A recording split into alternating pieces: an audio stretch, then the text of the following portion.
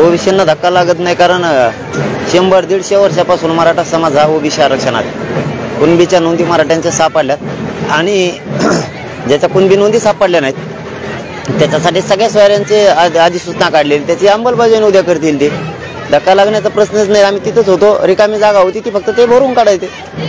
धक्का लागण्याचा प्रश्न नाही. सगळ्या सोयऱ्यांची अंमलबजावणी त्यांना करावीच लागणार. हरकती घेतल्या, वेळ दिला. हा वेळ आजचा नाही आहे, 2 नोव्हेंबरपासूनचा आहे. 24 डिसेंबरपर्यंत 2 महिने आणि आता जानेवारी आणि फेब्रुवारी 2 महिने, 4 महिन्याचा नुसतं सगळ्या सोयऱ्यांसाठी वेळ झालेला आहे. आणि कायदेशीर प्रक्रिया जर या शब्दावर भाष्य करायचं असलं तर प्रक्रिया पार पाडण्यासाठी तुम्ही 15 ते 16 दिवसाचा कालावधी घेतला आता हरकतीसाठी. हरकती आल्यात, सरकारकडे यंत्रणा आहे. 4.5 लाख यंत्रणा मागासवर्ग आयोगाच्या वेळेस कामाला लागली. तुम्हाला हरकती थोड्या आहेत त्या बघण्यासाठी 1 घंट्यात तुम्ही बघू शकताय त्या सगळ्या. हे म्हणजे कारणं नको आहेत आणि ते कारणं देणाऱ्यापैकी नाहीत अशी आम्हाला आशा आहे. मुख्यमंत्री साहेब पण आणि फडणवीस साहेब पण कारणं देणार नाहीत. हरकती रात्रीतून बघून घेतील ते.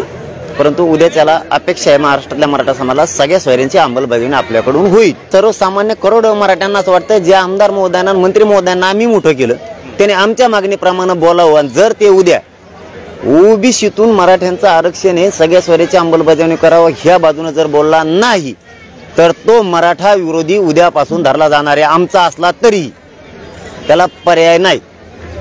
तुम्हाला आमचं म्हणून बोलाले, आमचं म्हणून ऐश्वर्य, आमचं म्हणून तुम्हाला प्रतिष्ठा आहे. आमच्याच पोरांची प्रतिष्ठा आणि आमच्याच जातीच्या गोरगरिबांची प्रतिष्ठा संपायला लागली तुम्ही मराठा विरोधी. उद्या जो कायदा होणार आहे त्याचं तर महाराष्ट्रात कौतुक केलं जाणार आहे, आनंदही व्यक्त केला जाणार आहे. कारण हे 150 जणांसाठी लागतंय. ते 2-3 जणांची मोठ्या लोकांची मागणी होती. शेवटी मोठ्याल्यांचं चलतं, गोरगरिबांचं चलत नाही. मोठ्यांनी गरीबाला द्यायला पाहिजे, पण गरिबांनीच तो कायदा पारित करायला लावला. याच आंदोलनाच्या माध्यमातून द्या म्हणले त्यांना पण. परंतु करोडो मराठ्यांची मागणी की 50% आतमध्ये ओबीसीतून मराठ्यांचं आरक्षण जे हक्काचं आहे ते पाहिजे.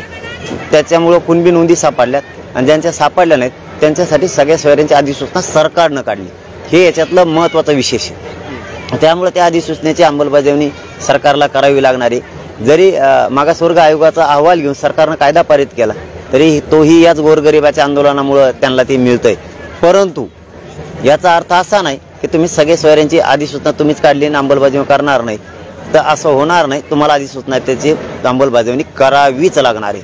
नसता 21ला आंदोलनाची दिशा ठरणार आहे, मग मात्र बोलणं सुद्धा बंद होऊ शकतं. उद्याच्या लक्षात येईन आमच्या हे काय करणार आहेत, कारण त्यांनी स्पष्ट भूमिका सकाळी होईल त्यांची, आज होईल.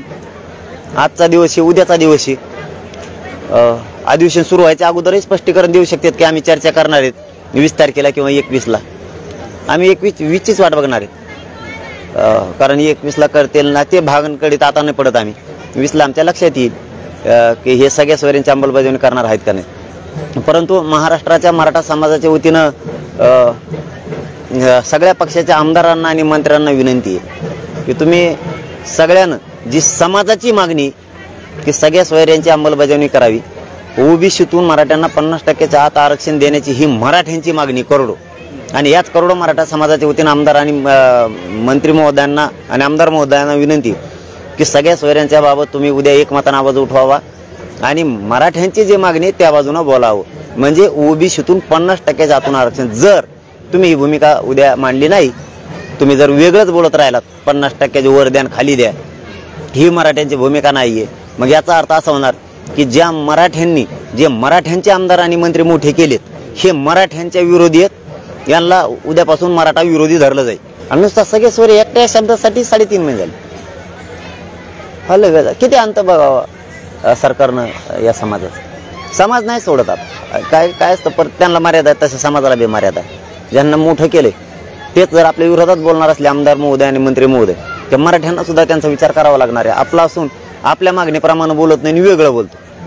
मराठ्यांना उद्या मराठ्यांच्या आमदार महोदयांना मंत्री महोदयांना उद्या सगळ्या सोयऱ्यांच्या कायद्याच्या अंमलबजावणीच्या बाजूनच बोलावं लागणार आहे आणि 50%च्या आतच बोलावं लागणार आहे. ते जर नाही बोलले आणि ते जर 50%च्या वर बोलले तर त्याचा अर्थ असा मराठ्यांनीच मोठं करून हे मराठा विरोधी. आता शेवटी श्रीमंताचा हट्ट सरकार पुरवतो, गोरगरिबांचा लवकर पुरवत नाही. आम्ही 6 महिने झालोय हक्काच्या आरक्षणासाठी लढतोय आणि त्याच्यासाठी लढाई आत्ताही सुरू आहे. परंतु आता त्या 150 जणांसाठी सरकार उद्या कायदा अनुपात आहे, तोही मागासवर्ग आयोगाचा अहवाल मागासवर्ग आयोग गठीत करण्यासाठी, टास्क फोर्स गठीत करण्यासाठी याच गोरगरिबांनी लढाई उभा केली. गोरगरिबांनी उलट ह्या 150 जणांना, या 2-3 जणांना न्याय देण्याचं काम केलंय, पण या 150 जणांना गोरगरिबांना न्याय देण्याचं काम नाही केलं. गोरगरीब ओबीसीतून मागणी माहिती एकही म्हणला नाही की तुम्ही यांना ओबीसीतून यांचं हक्काचं आरक्षण द्या, पण गोरगरीब म्हणला द्या त्यांना कायदा बनवून. आणि हे उद्याचं जे असेल काय कायदा हे फक्त गोरगरिबांमुळे मिळतोय त्यांना. टिकणार नाही, तुमचा हे प्रश्न आहे, टिकणार हा भाग त्याला नाविलाज आहे. ते शोधायला ते तयार नाहीये. ते 150 जण आणि ते 2-3 हे शोधायला तयार नाहीत की आपल्याला एक पोरांचं परत मराठ्यांच्या पोराचं वाटोळं होऊ शकतं बा. जसं मागे ECBCची वेळ झालं, पोरांनी परीक्षा दिल्या, निवड झाल्या, नियुक्त्यासाठी 3-4 वर्ष झाले पोरं लढते. 3-4 वर्ष हेच उद्या बघायला जर मिळालं तर आश्चर्य वाटायला नको. त्यापेक्षा आमची मराठ्यांची मागणी करोडोंची, मराठ्यांच्या नोंदी सापडल्यात त्यांना कुणबी प्रमाणपत्र देणे, ज्यांच्या सापडल्या त्यांच्यासाठी सगळ्या सोयऱ्यांची आधी सूचना आणली, त्याची अंमलबजावणी करणे. यासाठी सगळ्या मंत्र्यांना आणि आमदारांना मराठ्यांच्या एक जीवानं उद्या एक मतानं लढायचं. तुम्ही जर याच्या विरोधात बोलले 50% वर द्या आणि खालचं द्या तर तुम्ही 100% मराठा विरोधी आहेत. मराठ्यांनी चूक केली तुम्हाला मोठं करून ही उद्यापासून अर्थ निघणार आहे. आणि मराठ्यांची हीच भावना आहे तुमच्या विषयात. तुम्ही ओबीसी आरक्षण 50%च्या आतून बोलावं, वरचं एकाही आमदार महोदयाने, मंत्री महोदयाने बोलू नये, ही मराठ्यांची भावना आहे.